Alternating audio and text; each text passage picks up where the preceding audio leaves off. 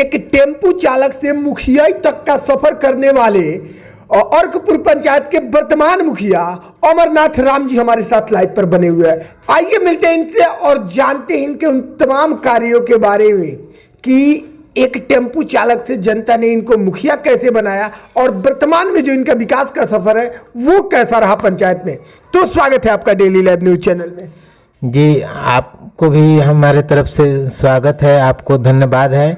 आपके जो चैनल हम हमारे तक पहुंचा है, आपको बहुत बहुत धन्यवाद है। मुखिया जी, सबसे बड़ी बात यहाँ पर यह आ रही है कि आपका क्षेत्र दूसरा था, आपके दिमाग में कैसे आया कि आप राजनीति में आए और पहले ही बार में जनता ने आपको अपना मुखिया बना दिया? देखिए, हम पहले बार चुनाव नहीं लड़े हैं। पूर्व से हम एक विद्यालय के लिए, हमारे गांव में विद्यालय नहीं था। हमारा जो गांव है दलित बस्ती है। आज तक कोई एक भी आदमी सरकारी नौकरी में नहीं है और हमारा पालन पोषण कलकत्ता में हुआ था। हमारे पिताजी वहाँ एक प्राइवेट चटकल में काम करते थे, जूट मिल में, और हम यहाँ गांव पर आए। गांव का कल्चर हमें पता नहीं था कि सीओ साहब क्या होते हैं, बीडीओ साहब क्या होते हैं। लेकिन हम लोग शाम को खाना खा रहे थे तो कोई आकर और डुगी पीट दिया, जो बोला जो विद्यालय बनाना है, यहाँ सरकारी ज़मीन है। तो हम बोले जो सरकारी ज़मीन है तो बहुत बढ़िया बात है और विद्यालय के लिए एती है। तो उसमें हम लोग चले गए, सभी लोग गए। तो एक शर्मा जी थे, वो केस मुकदमा में फंसा दिए। हमें चोट भी लगी, हम मूर्छित भी हो गए, हमें जीने का कोई ठीक नहीं था। गाँव वाले टांग के ले गए और हम उसी टाइम में थी हो गए और ये लोग सब जिम्मा दे दिए कि आपको केस संभालना है। 4-5 6 मुकदमा शर्मा जी कर दिए। अब वो केस लेकर हम उलझे हुए थे, क्योंकि हमें पता नहीं था कि वकील साहब क्या होते हैं। अब वहाँ दौड़ दौड़ कर जाते रहे। डीएम साहब के जनता दरबार में कितने बार हम गए तो डीएम साहब ने बोले जे बाबू क्या बात है। हम बोले जे इस तरह का बात है। हम लोग सीओ साहब के पास भी काफ़ी बार गए हैं, जो सीओ अंकल ज़मीन दो। हम बस करके अपने पैसे से बच्चे को ले जाते थे और वहाँ से हम लोग को 2010 से सफ़र चालू हुआ।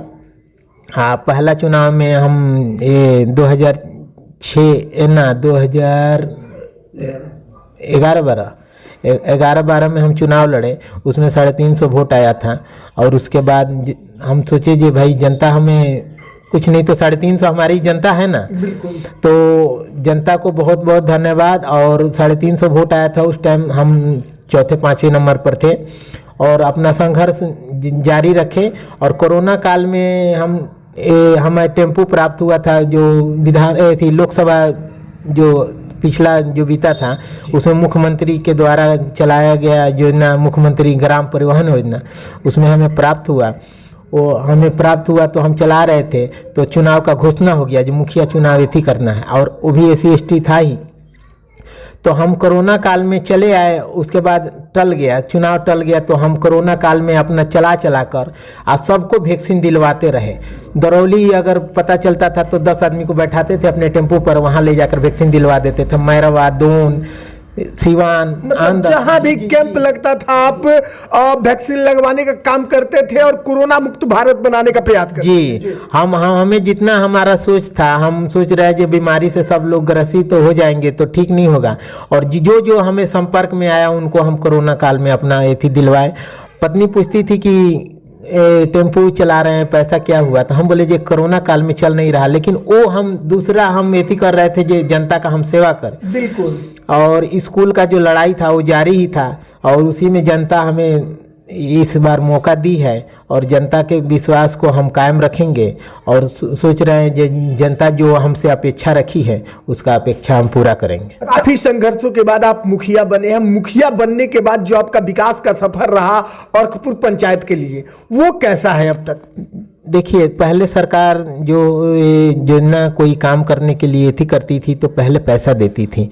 हम दलित लोग हैं, हमारे पास पैसा नहीं था। लेकिन पैसा नहीं था तो कुछ दिन हमारा कार्यकाल बहुत ख़राब चला, 1 साल के अंदर। लेकिन उसके बाद हम बोले कि भाई जब तक अपने पर पूरा लोड नहीं लीजिएगा, यदि सक्षम नहीं होइएगा तब तक काम नहीं हो पाएगा। जनता जो अपेक्षा हमसे की है वो पूरा नहीं हो पाएगा।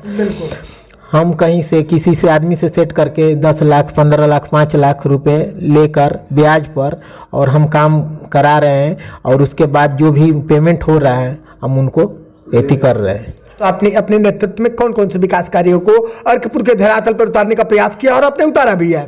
जी, हमने तो सर एक आरकपुर पंचायत के ग्राम धर्मखोर में है, वहाँ से हमने काम शुरू किया है। वहाँ एक धर्मागत ब्रह्म स्थान जी हैं, तो वहाँ पर फेबर ब्लॉक हम कराए हैं और सड़क बनाए हैं। वहीं पर विद्यालय का जीर्णोद्धार कराए हैं, उसमें टाइल्स वगैरह लगाकर प्लस्तरा करा के उसको बनवाए हैं। एक घटेला में है, वहाँ एक सड़क बनवाए हैं। तो 3 काम वहाँ हो गया, 3 काम हमारे कटवार में 3 सड़क वहाँ बनाए हैं, 6 हो गया। एक मोहम्मदपुर में हो गया 7, और उसके बाद एक यहाँ पर हमारे सदलपुर का टोला धूमनगर है, वहाँ 800 फीट ढलाई हुआ है, तो 9 हो गया। हमारे गांव में एक फेबर ब्लॉक का काम हुआ है और एक कुआं का जीर्णोद्धार हुआ है, एक मोहम्मदपुर में हुआ है, तो 11 हो गया। उसके बाद यहाँ नाला का काम कराए हैं, नाला रिपेयर, नाला सफाई था उसका काम कराए हैं, और उसके बाद सड़क बनवाए हैं। 4 छठ घाट हम बनवाए हैं और WPO में हम लगे हुए हैं और काम करा रहे हैं। अच्छा, आपने इतने सारे विकास कार्यों को धरातल पे उतारा है, क्या आपके इन सभी कार्यों से अर्कपुर पंचायत की जनता संतुष्ट है? अब देखिए, जनता तो हमारे मुंह पर हमें श्रेय नहीं दे रही है, या हम उनसे पता भी करने का प्रयास नहीं किया है, क्योंकि आपका बड़ाई अपने मुंह से सुनना कोई यति नहीं है, लेकिन जनता पीठ पीछे क्या बोल रही है अब तीसरे आदमी को पता चलेगा। आप जनता में जाते होंगे, जनता से मिलते होंगे, कैसा प्रतिक्रिया आता है जनता का आपके प्रति? देखिए, जनता की प्रतिक्रिया बहुत बढ़िया है, और जनता की अपेक्षा होती है जो ये मृत्यु उपरांत जो थी है कबीर अंतुष्टि, उनसे अपेक्षा रहता है। लेकिन सरकार तो ऑनलाइन सिस्टम कर दी है, जिनके पास एथी रहेगा वही ऑनलाइन करेंगे, और ऑनलाइन होता है। 2-4 आदमी को अभी मिला है, और प्रयास है हम लोग को जो 2-4 आदमी का ऑनलाइन हुआ है, तो उसको भी हम सही टाइम से दिलवाएं। और अच्छा, कुछ देर पहले आप WPO की बात कर रहे थे, तो क्या WPO पंचायत स्तर पर जरूरी है और बनना चाहिए? जी, WPO स्वच्छता अभियान के तहत थी, हमारे महात्मा गांधी के द्वारा चलाया गया ये वो योजना है, और हमारे बिहार के माननीय मुख्यमंत्री जी इस योजना को धरातल पर उतारने के प्रयास कर रहे हैं। जनता से हम लोग यही कह रहे हैं कि साफ सफाई बहुत ज़रूरी है, और जो साफ सफाई रहेगा तभी यहाँ की जनता खुशहाल रहेगी। तो हम लोग भी सोच रहे हैं, जो प्रयास बताने की कोशिश कर रहे हैं, जो इधर उधर जो कचरा फेंका जा रहा है वहाँ पर जाएगा, तो एक तो जितने वार्ड हैं वहाँ के एक वार्ड में बहाली होगी, तो उनका भी रोजी रोटी चलेगा, साथ में जनता भी खुश रहेगी, और साफ सफाई जरूरी है। बिल्कुल। चलिए जी, डेली लाइव न्यूज चैनल से जुड़ने के लिए और अपना कीमती समय देने के लिए बहुत बहुत धन्यवाद आपका।